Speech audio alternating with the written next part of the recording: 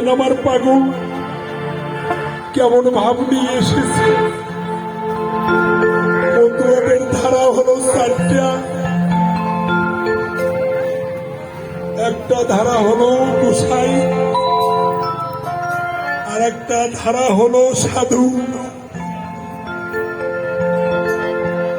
আর একটা ধারা হলো খেপা, আর একটা ধারা হলো পাগল।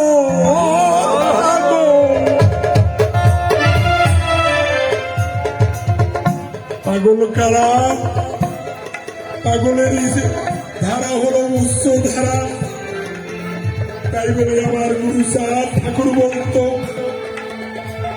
বিচরণ পাগলের এই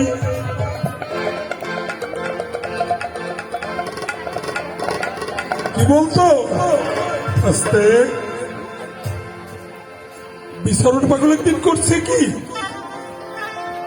শ্রীরামরা কান্দিতে সর্বক্ষণ থাকতো থেকে থেকে উনি সকল কর্ম করত। যদি কচু লাগাইতে বলতো ও পাগল তুমি একটু ভালো কচু লাগাও দেই,